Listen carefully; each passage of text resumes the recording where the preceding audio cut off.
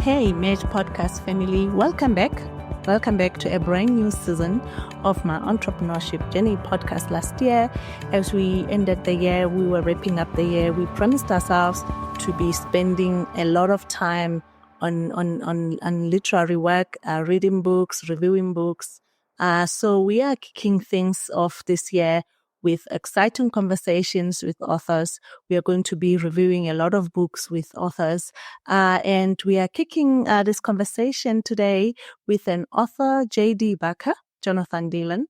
He is a New York Times and international best-selling American author whose work has been broadly described as suspense, thrillers, often incorporating elements of horror, crime, mystery, science fiction, and some supernatural elements.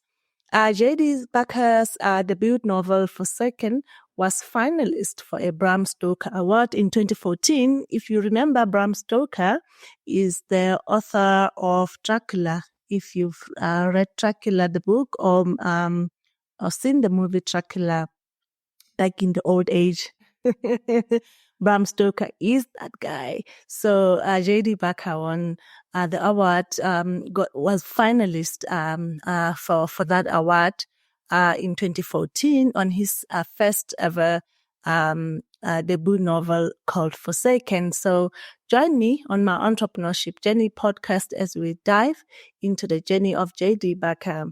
This is my Entrepreneurship Journey podcast. I'm Difua Machele, and welcome to our brand new season 3. JD, thank you. Thank you for coming to my Entrepreneurship Journey podcast. It's been a long time coming, trying to arrange with your team for this to happen, and you're here today to take us through your literary journey. Thank you. Thanks for having me. I appreciate it. And we are going to talk about books and business success. We are happy to have you here. And, I read somewhere where you shared that you were always drawn to reading and writing from an early age. But how did you know to tap into your mind to turn that passion into a career? It kind of evolved over time. So I grew up without a television in the house, which isn't saying much because I was born in 1971. So there were only 3 channels on the air anyway. So it wasn't really worth watching. But my mom would take us to the library all the time. So I was reading by a very early age. I started reading when I was 3. By the time I got into kindergarten, I had read all the Hardy Boys and Nancy Drew mysteries, which were real popular back then. And I moved on to like Charles Dickens and some of the classics. I have always just loved the idea of getting lost in a book. I'm an awkward kid. I'm an awkward adult. Like I've retreated into books pretty much my entire life. I've got a form of autism called Asperger's, which I learned later in life. But because of that, like I spent a lot of time in my own head. And if I felt like the world was becoming too much or too stressful, I'd open a book and I would just get lost. The whole writing thing, like that's gone on as far as I can recall my entire life. I've got a sister who's about a year younger than me. And I used to write stories and staple the pages together. And I made a little library in my room and she would check out the stories. And, I would charge her late fees when she didn't bring them back on time. So like, this is dating back, like I was probably 5, 6 years old or something when I was doing that. My parents always encouraged it, but as a hobby, they were very firm in telling me that writing is a fun thing to do on the side, but you can't make a living as an author. You have to get a real job. So when I graduated high school, like they drilled that into my head, so like I kind of followed the same path everybody else does. I finished up high school. I went off to college, ended up getting a couple of different degrees. I got one in business, another one in finance, another in IT. Ended up working in the corporate world, but I would come home at night and I would write in order to stay sane. Nobody was paying me for a lot of the stuff I was doing, but it was entertaining to me. So I've done it pretty much my entire life. That's amazing. And so what made you say, you know what, I've got these degrees, I've got this corporate life that I'm living, but, I'm just going to follow my passion, because I assume that wouldn't be an easy thing, to now switch and say, okay, I'm focusing on writing, because it takes time. You need to give it your all and focus on it and make a career out of it. Yeah. So as I was in school, while I was working in the corporate world, this kind of writing I did. I worked for a lot of newspapers and magazines. I did that at first. And then I fell into a kind of a side hustle as a book doctor and a ghostwriter. I was very, very good at fixing like grammar and punctuation and helping people develop their stories, weed out what wasn't working, suggest things that might. And I just see. over time, it turned into a thing where people were handing me manuscripts to correct. Ultimately, as a ghostwriter, I had six different books that hit the New York Times bestseller list over those 20 some years that all came Yeah. out with other people's names on the cover, which gets very old, after a while when you're the one doing the actual Mm, work and doing the writing. So that sixth one hit up, and my wife pulled me aside. She said, "Listen, I know you want to become a full-time author. Let's find a way to make this happen." mm. And at that point, we were kind of trapped because I had the corporate job. I was a chief Yeah. compliance officer at a brokerage firm, which was very stressful. It was a horrible job. I hated it, but it paid really good. Mm, And because of that mm. salary, we were trapped. We had a big house, we had cars, we had a boat. So ultimately, Of she course. came up with this crazy plan. We sold everything that we owned. We bought a tiny little duplex in Pittsburgh, rented out one Yeah. side to some tenants, and lived in the other side. It basically got to the point where I could live off of savings long enough to write that first book under my own name. And that one came out a little over a decade ago. It was November of 2014 and was called Forsaken. And I haven't turned back. Forsaken. Yeah. And that didn't scare you. I hope I do this right. I don't, Oh, it the scared pressure of it all. it Yeah. scared it scared me the crap out of me. That's a frightening thing. I mean, when I had a cushy job. I could have easily stayed with that job through retirement, Mm, and lived very nicely. But I mm. wasn't happy at all. And Yeah. the Yeah. idea of spending another 20 some years doing something I wasn't happy with while this dream was kind of lingering off to the side, it was worth taking that chance for me. Yeah, and JD, the first novel, Forsaken, did so well, and it went on to even uh, be nominated for an award. And take us through that journey. What was your writing process, and also what inspired you to write about that story, and what challenges did you face now as a first time full time novelist? Well, at that point, I had already written some bestsellers, like I mentioned. So I Yeah. knew the formula. I understood what needed to be in the book in order for it to sell well. So I had Mm. that part down. I've always been a horror fan. The very first adult book I ever read was Dracula, and it Yeah. scared me half Yeah. to death. And Yeah. I think the fact that it was able to do that. I was around 8 years old when I read it, and like it caused me to have to leave the lights on, at night for Mm. probably a month, Yeah. checking under my bed and all that kind of stuff. Like the fact that it Yeah. brought out those emotions in me, like I wanted to recreate that. So I felt Yeah. that I wanted to write horror. Yeah. In today's world, I still do. But I also write thrillers. I bounce back and forth. I kind of write one horror novel, Mm. one thriller novel, and just kind of go back and forth. But Yeah. at the time, I felt I wanted to be a horror author. So, this particular story, it's focuses very heavily on the Salem witches, which Mm. has always been it's one of those things that I've loved to research. So, the story fell into place for me. I felt like it was the right time for it.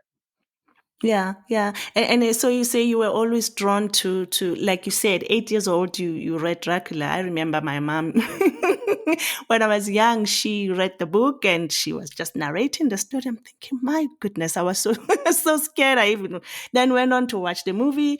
But could you say that when you were young, you were drawn to this horror?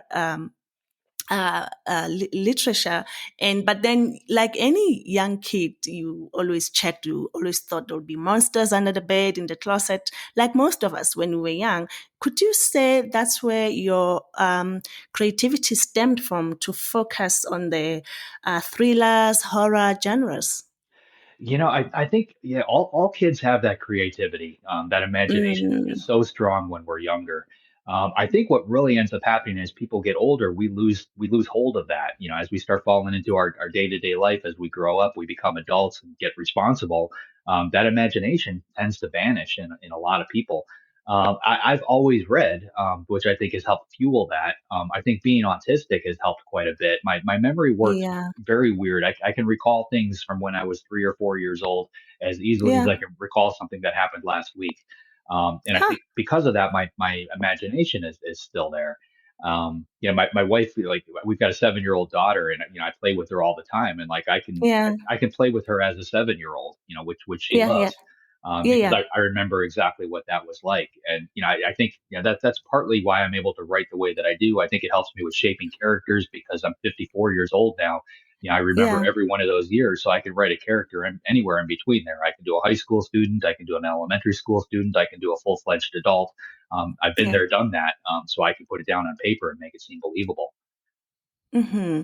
And let's talk about publishing now, because now you were already an experienced writer, but now you were just doing it on your own. The publishing process, were there any obstacles, challenges, and how did you overcome those? Well, the first book, Forsaken, I ended up self-publishing that, but Mm, it sold a lot of copies, and I credit the process. I basically, when I decided I was going to do that, I decided that book would have to come out, and it would have to be on par with something coming out of Random House. I saw mm, them as my competition. So we did a hardcover, we did an audiobook, we did an ebook. I hired professionals across the board for formatting, for cover design, for editing, and made it as good as something coming out of one of those large publishing houses. And I yeah, think that in a lot of ways, that was partly why it sold as well as it did. Because yeah, it sold well, when my second book was ready, I had no trouble getting an agent and selling that into the traditional market. So that one was picked up by HMH, which is now part of HarperCollins. And my next several books I put out through a traditional model through the big publishers. mm, But I missed a lot of the freedom that I had as an indie author. As an indie author, you make all the decisions. Everything is on your yeah, shoulders. And when you're with the traditional guys, you send in the book and they can do anything to it. They can change the yeah, cover, they can change the name, they can market it any way that they want. I didn't like giving up that freedom. And the economics as an indie author are better than they are under the traditional publishing model. A traditional publisher yeah. they give you a nice big advance check, but you have to pay that money back. It's just in advance. So you're paying it back. You're paying Ah, it back on small little increments, 15, 20 cents on the dollar if you're lucky. So you've got to yeah, sell a lot of books in order to make that happen. So I published a couple books through the traditional model, and then I kind of reined things in and decided to try something different. And I kind of did a hybrid approach. I retained English rights for myself and put out my next couple of books through my own publishing company as an indie right. author. But my agent still sold all the foreign territories. And I'm in about 150 different countries, somewhere between 25, 30 different languages. So we were able to still get the book out in all these different places, but I retained Yeah. control in a lot of them. That worked out very well for a couple of books. Okay. I really liked that. About a year and a half ago, my next book was ready. It was called Behind a Closed Door. I sent it off to my agent and he shopped it.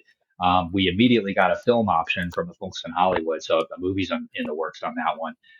And the book was about to go to auction with the publishing houses. Like there were three or four of them that wanted it. And I got a phone call from a friend of mine that worked at Random House, and she said, "Listen, we're about to offer on your book, but you need to turn it down." And I asked her why, and she said, "Well, the editor that wants your book is going to be laid off. We're going to be letting a lot of people go in about a week or so, and Uh-huh. I don't want to see your book get caught up in that." And if you've ever had a book published, by an editor or purchased by an editor, and then that editor leaves, that book can end up in limbo forever at that publishing house. Yeah. It may never come out. So that Yeah. really frightened me. So I took another step back. I looked at the industry. I had worked in finance. That was my last real job. I was in the finance Hmm. industry. So I reached out to some friends of mine that knew the people that had just bought Simon and Schuster. They had been bought by a private equity firm. So ultimately, I struck a deal with Simon and Schuster where I created my own publishing company with Simon and Okay. Schuster handling all the print sales and distribution. So I kind of get the best of both worlds. I can put out books whenever I want, on whatever topics I want. But I had Simon and Schuster actually putting those books out, so they get in all the places that you can't get into as an indie author. I can get into Yeah. Yeah. Costco, the big box stores, the drug stores, the grocery stores. I can get those books everywhere. So that's where I am today. I think that is by far the best position for me to be in, and I think a lot of Mm, other authors are probably going to be doing similar type things in the near future. I see. And just so I understand correctly, for for the sake of aspiring authors, so for hybrid publishing, you self-publish, but then the publishing house, the external publishing house comes in to do the marketing of the final product. No, no, it's all based on location. So Okay. I self-published in all the English-speaking countries of the world. So Canada, Right. the United States, Australia, UK, places like that. I Yeah. self-published.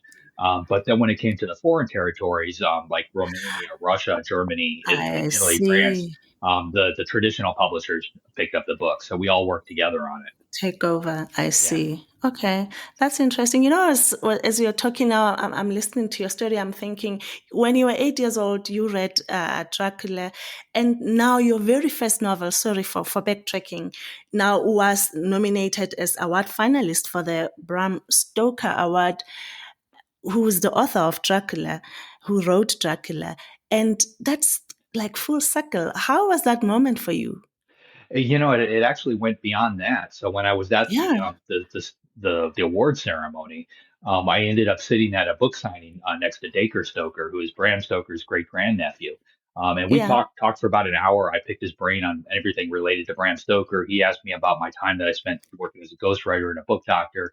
I didn't realize it at the time, but it was actually a job interview. He knew exactly who I was. And Okay. he pulled me aside a day later and said, "Listen, our family has been looking for somebody to write a prequel to Dracula for a very long time now, Yeah. utilizing Bram Stoker's original notes and journals. And they asked if I would be interested in doing that. And I obviously said yes. You don't turn down a Wow. project like that. That book Yeah. came out in, I believe, 2017. It's called Dracul. That's interesting. Are there any of your books currently that are being considered or are in production to be TV series or movies? Um, At the moment, I've got 8 of them in what I call various stages of Hollywood hell. okay. Nothing has been filmed yet. The whole Hollywood thing, it's like a roller coaster. Okay. Somebody once they told me to watch the credits at the end of a movie. All those names that go by, it takes like 5 or 6 minutes. Every Yeah. single Yeah. person that's listed there had to be there in order for that movie to get to the screen. You take one of them away, and all of a sudden it doesn't happen. So there are so Uh, many moving I parts see. in something like that. So I've got, one project has a director, another one has a writer, this one's got a showrunner, this one's got a star, but Uh, none of them have all the pieces that they need in order for it to happen. But the books have been optioned over and over again. As soon as an option expires, somebody else comes in and scoops it up. So I think at this point, it's a numbers game. I think we're going to see something I get made see. sooner rather than later. Yeah, yeah. And how do you approach collaborations? I know you've just told us beautifully how you got to work with Dacre Stoker on Dracul, and you co-authored with some of the amazing authors, James Patterson and other wonderful authors out there. How do you approach that in a way that aligns with your own business goals? Well, I mean, for me, it feels natural because I spent so many years working, behind the scenes with other people. So when I did the ghostwriter thing and the book doctor thing, I was always collaborating with somebody else, either the other, the author or the publisher or the agent, but somebody else was involved in that process. So Right. actually, writing books on my own felt weird to me because all of a sudden I was doing, all on my own. So I enjoy working with other people. With James Patterson, that one kind of fell together. He wrote a copy of The Fourth Monkey, which is my serial killer Yeah. thriller. And he reached out after that, and then we had a couple conversations, and ultimately decided to try writing together. And I think we've got 5 books out there at this point. The next one comes out in May or in March. It's called The Writer, which is Yeah. by far my I think the funnest book the two of us have ever done. But I enjoy that. So from a business standpoint, I've decided to bring in co-authors, mainly because I've got so many ideas for stories, and there's only so many hours in the day. I can't write them all. So Mm. I've been bringing in co-authors to write some of these titles. The last one I did, it was called Heavier the Stones. I wrote it with a woman named Christine Daigle, who's a Hmm. neuropsychologist in real life.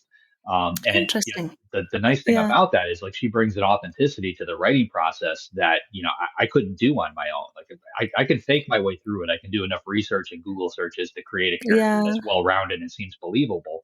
But having an actual neuropsychologist there as part of the writing process is you can't beat that. So Yeah. with these co-author titles, I've been looking for that. I've been trying to find people that have some type of skill set that I personally don't have, that I can bring in that will help add a little something to the book. So I've Yeah. been having a lot of fun with that. I've got I think 12 of them coming out over the next year or so that I've written with others. Yeah. You know, it's amazing that you have this experience. You were in the corporate world. You had a finance job. I don't know how to you link this, but what key lessons have you learned about treating your career as a writer as a business? Well, I think that's a distinction a lot of authors need to make very early on, and many don't. Ultimately you're selling a product, you're selling a widget. It doesn't matter that, it could be a book, it could be a cell phone, it could be a banana. But you need to Yeah, understand that business, and you need to understand how to sell. So true. it's always been forefront in all of my thinking. Marketing is a huge part of everything that I do.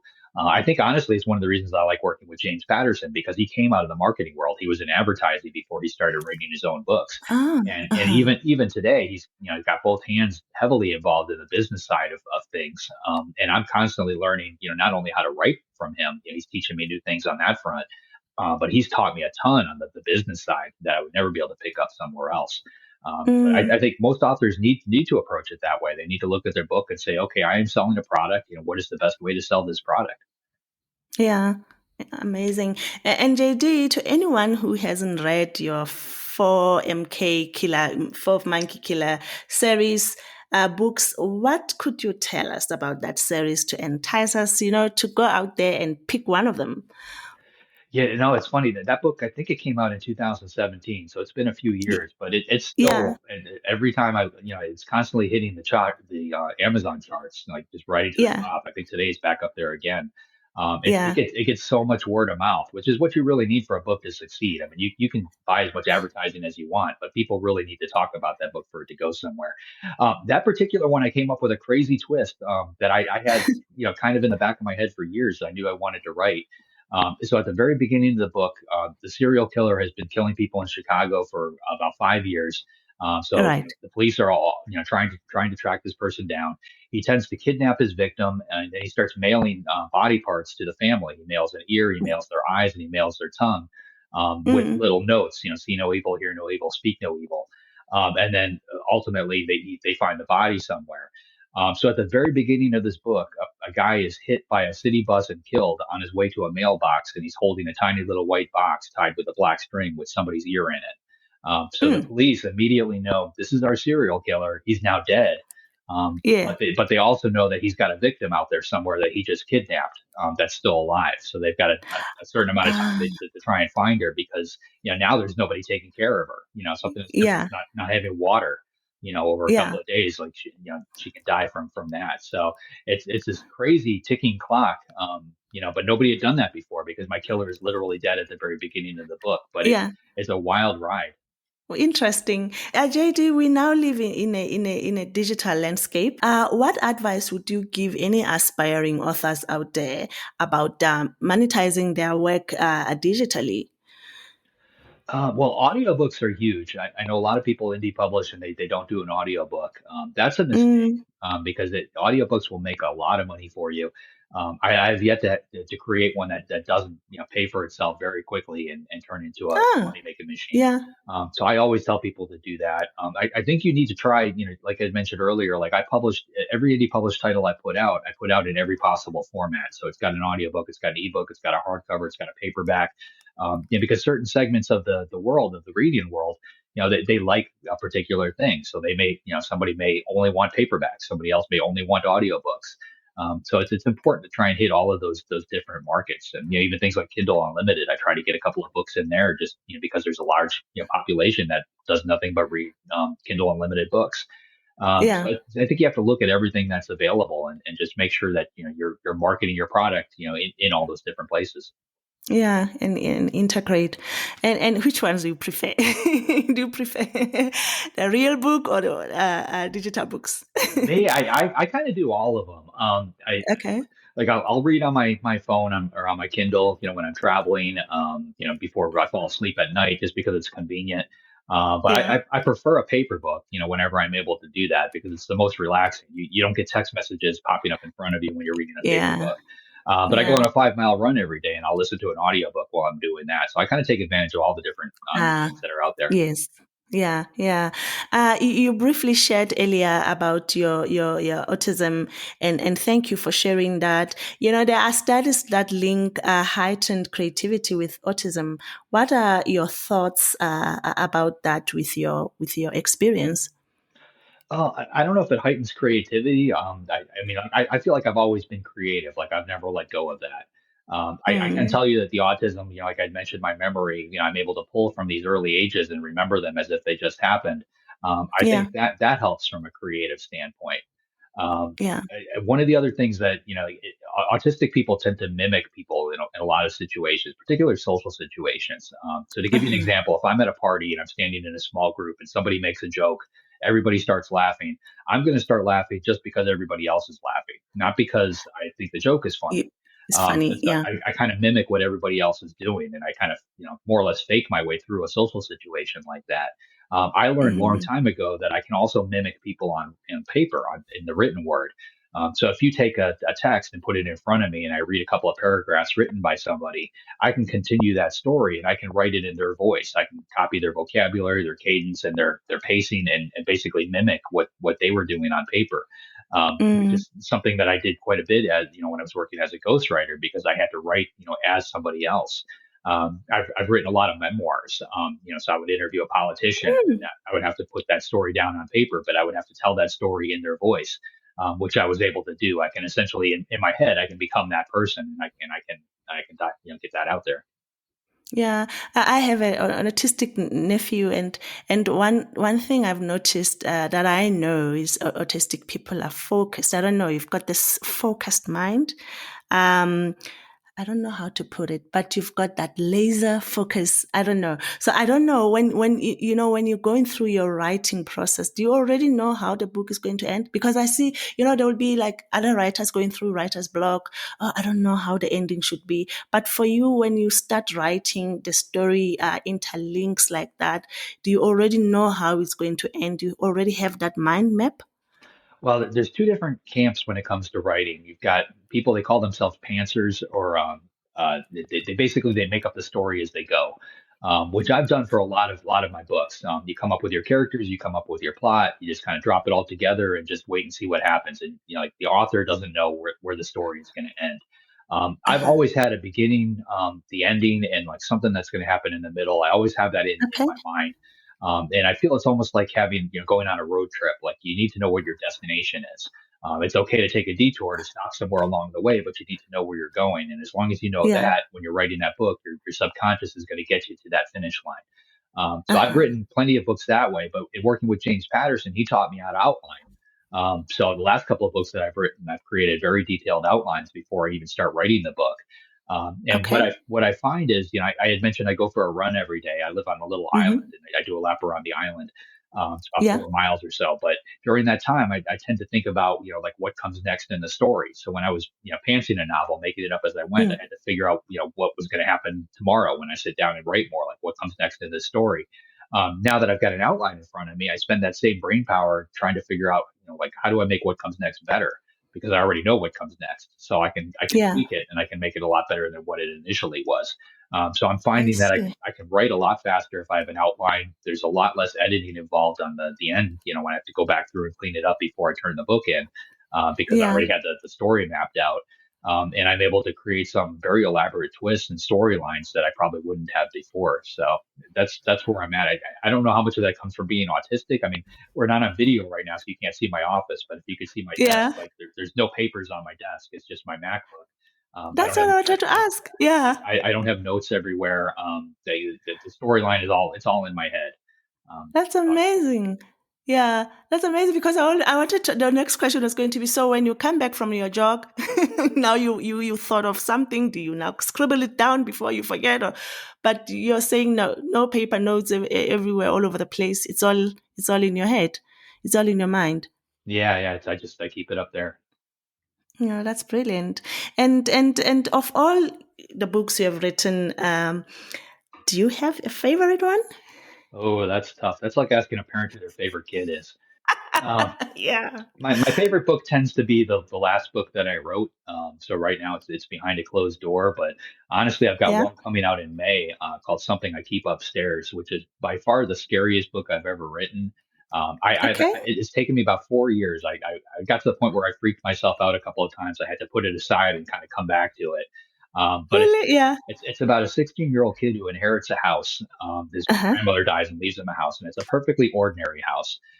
So he Yeah. does whatever, any 16-year-old kid would do. He decides to turn it into a party house. So him and his friends, start to go there and they have parties. But they quickly get bored with that, and they come up with this idea like, what would it take to take this house and turn it into a haunted house? So, they start with a Ouija board, the typical things that you would expect to try and turn this house into a haunted house. But the tagline for the book is, for a haunted house to be born, somebody has to die. So you kind of know Uh-huh. where they're going. Um, Yeah, yeah. Now the cool thing about this house is really it's based on a real house that exists up here in New England. I could actually it's on a tiny little island all by itself, right Yeah. off the coast of where I live. So you can stand out on the Mm. beach and you can see it, and you can only get to it by boat. But it's a real house, and it's really Okay. haunted. So we're gonna have a lot of fun with the marketing on that one. Wow, interesting. And so something I keep upstairs is the one upcoming book. Is there any other one to be released very soon? Yes, it's something I keep upstairs. Comes out in May. In March, I Mm-hmm. have a book called The Writer coming out with James Mm-hmm. Patterson, which is a lot of fun. And then this coming February, I have another one called We Don't Talk About Emma, which takes place in Uh-huh. New Orleans. That comes out, I believe, February 5th. Uh-huh. Wow, JD, thank you. This has been amazing. We've learned so much about writing. We've learned so much about your work. I can't thank you enough for showing up on our podcast. Thank you, and happy writing and happy reading to us. Thanks for having me. I appreciate it. Take care. Thanks for listening to our show this week. If you enjoy our show and would like to support us, help us by spreading the word. Tell your friends about Mej and engage on social media. Follow us on Twitter, Instagram, and Facebook. Our handle is @Mej Podcast. Mej, My Entrepreneurship Journey on LinkedIn. If you would like to engage with us privately, drop us an email at defour@mejpodcast.com. Remember, we are available and streaming wherever you get your podcasts. I'm Defour Machele, and you've been listening to My Entrepreneurship Journey